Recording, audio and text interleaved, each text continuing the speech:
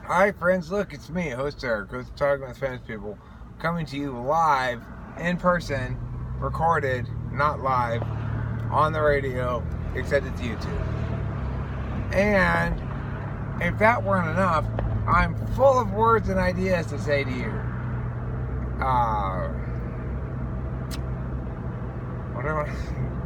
I wanted to actually talk about something. What was it? Oh yeah, that's depressing. Well, I mean, it's not depressing. It's the idea that I had, it's not a totally original idea or anything, but that if any one of us were dropped right into paradise, we'd fail to notice it. We'd be stressed out by the sudden change. We'd be trying to figure out how this thing works, where we're going to set up, what we're going to do, yada, yada, yada. And we'd be so occupied by being concerned about whether our place in paradise is exactly what we wanted or not, that it would just be like here, You say, well, no, it wouldn't. It would be paradise, so you wouldn't have those concerns. Well, then, it's not paradise. If you have no concerns at all, in other words, if nothing has any risk, then there's no value to anything. So, be completely bored all the time? It doesn't sound like a good thing. And which brings us to the obvious conclusion that this is paradise. This is as good as it could possibly get. You're here on this earth with a remarkable amount of capacity to act. It's possible for one person to get a nuclear bomb and blow up a whole city, in theory. And while it wasn't accomplished all via one person or anything in the end of World War II, there was some single guy who pulled the lever to drop that bomb on Hiroshima, who ultimately bears, I'd say, whatever moral responsibility there is, as much as any other party does. But the point being, an almost limitless choice that we have, especially if you grew up in a first world country or something. I'm not denying that starting at a huge disadvantage is significant. I think it is, for sure. And some people never even have a chance, They're born, they get cancer when they're 3, and they die at 5 years old or something. So, it's not that those things are desirable, and that's what makes them part of paradise, it makes this paradise. It's that if it is possible for you to risk to lose a child, then that child, you find them precious. But for it to be possible for you to lose a child, some people have to actually lose a child. Not me, fortunately, so far. Knock on wood, cross my fingers, hope to die. But,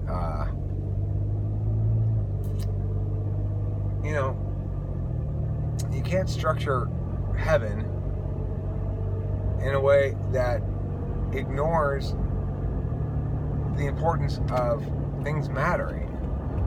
If you simply say that, well, when you get to heaven, things won't matter anymore, they won't bother you anymore, then you're not even talking about a meaningful change in situation. You're talking about the elimination of self entirely.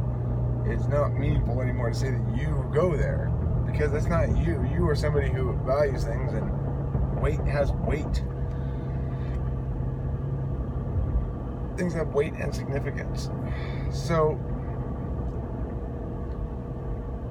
and we can look at the Bible and realize that there's no humanity in paradise. Adam and Eve walking around the Garden of Eden naked, not noticing each other's nudity, which means being not turned on by each other at all, and simply partaking of all the various easy living goodnesses. Well, even there had to be a risk, or else it wouldn't have mattered at all. And the risk was you can get kicked out of here. The unfairness is you don't know what the alternative is. You don't know what the alternative is, but it might be worse than this. Probably is. I'm telling you, don't eat that thing. If you do, well, that just means that you don't get to be here anymore. And it's really nice here. When you get on the other side, you're going to realize how nice you have it. Well, fuck you. So what? Just stay here indefinitely and wonder and look at that fruit and, you know, obviously that wasn't really paradise, the Garden of Eden or heaven. Paradise is not a place where you have no concerns, no values, no problems. It's a place where you are empowered with free will, moral agency, and sufficient opportunities in life to do something with those aspects of self.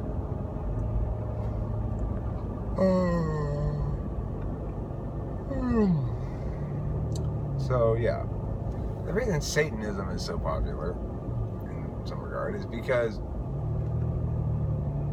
of course, Satan liberated our humanness. The capacity to do evil, the capacity to do good, requires the capacity to do evil, and it requires there to be a distinction between the two.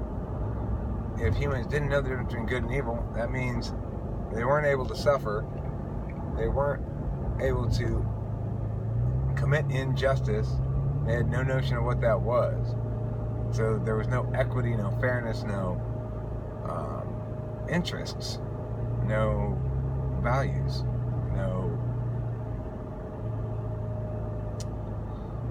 no humanity. Adam and Eve, prior to leaving the Garden of Eden, were not human beings in any meaningful sense of the word. After all, they didn't even reproduce. They didn't even have sex. So, what were they exactly? Well, it's obviously stuff like the Bible and the story of the Garden of Eden and that kind of thing. It's rich for meaning making. We can interpret things in lots of different ways, and it certainly can provide plenty of meaningful material for reflection, I guess.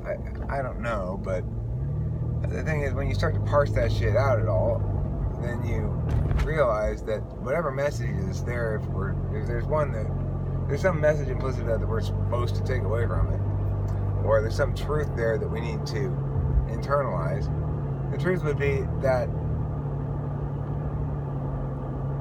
to be human means to be fallible, to have the capacity to engage in wickedness, and that to be human well means to reject that path and pursue a righteous course. We might disagree about exactly how to define evil, but there are plenty of instances of evil where we have broad consensus that it qualifies as an example of evil. We understand that sometimes suffering and evil don't correlate very strongly. It might be the just and righteous thing to do something that results in suffering. Intentionality versus foreseeability is a big concern, therefore. So you can do a righteous act that has a foreseeable negative consequence. That's different than intentionally pursuing the negative consequence as a means of achieving a righteous act. So it's like the classic example is the train that's going to crash into the railroad workers, because the railroad workers are working on the railroad there, and they're fenced in with tall walls all around them for some reason, so they can't get off the tracks. Now, if on the other track there's one fat guy, if homie, the guy who's faced with this moral decision, he sees the train's going to hit the 5 workers on the track, he can switch the track and have the train hit the fat guy instead, and thereby save 4 lives. Should he do it? Is it moral? Well, typically, a deontological answer is yes, that's acceptable to do because he's not using the fat guy as a means to save the other people's lives. It's a foreseeable but non-intentional consequence, or neither intentional nor what are those things? Are those like cats? Are they little coyotes? I don't know what those things are. Anyway, what was I saying? Oh yeah. On the other hand, if the choice is you can, instead of switching the track, the bad guy is now standing on a bridge overlooking the track, you can push him off of the bridge and he'll land in front of the train, stopping the train, saving the 5 guys. Same outcome, different moral calculus, or different moral status. It is morally acceptable to switch the track. Not morally obligatory, but you're not engaging in anything morally prohibited by doing it, and you may get credit for altruism or something in theory. But that's because you're not using the bad guy as a means to an end. If you push him off the tracks, then you're saying to yourself, I'm going to kill this guy to save the other guys. Not, I'm going to switch the track and that guy's going to die, which will save the other guys, because it's your application of will that affords one the circumstance to engage in either an immoral or a moral action. If you're not applying will towards if you don't calculate the willfulness of it, then you end up with a normative system that just doesn't work. You can't utilize it for anything. So that's the classic utilitarian deontological question. And when college professors tend to ask it at the beginning of philosophy classes and stuff, by and large, intuitively, instinctively, most people say it's okay to switch the tracks and not okay to push the bad guy. Because deep down we all know that's the truth. Deontological perspective is right. You can't justify using other people as a means to an end. But that doesn't preclude you from doing things that foreseeably can cause harm. So, linking it back to the idea of paradise, as I get older, I feel more and more awake. Like, I spent so much of my time before just lost, just not even knowing which things I didn't know that I needed to know. Just feeling like pissy and dissatisfied and drunk and worthless and everything. And since I quit drinking, well, it's like I'm in paradise. The important thing to note about that is it required of me will, discipline, self-discipline, or something like that, some means of not drinking. And it was not an easy thing for me at all. I drank for a lot of years and tried quitting on multiple occasions unsuccessfully. So to get into paradise, for me, it required an application of will towards the notion that I might have a job to do, or I might have some worth after all, or maybe I shouldn't throw this one life away.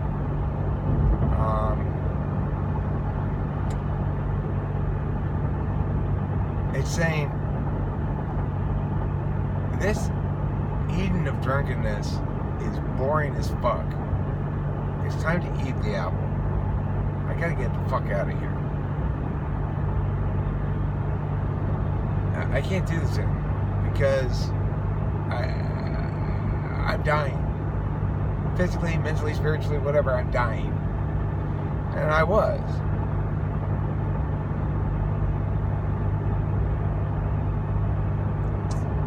So,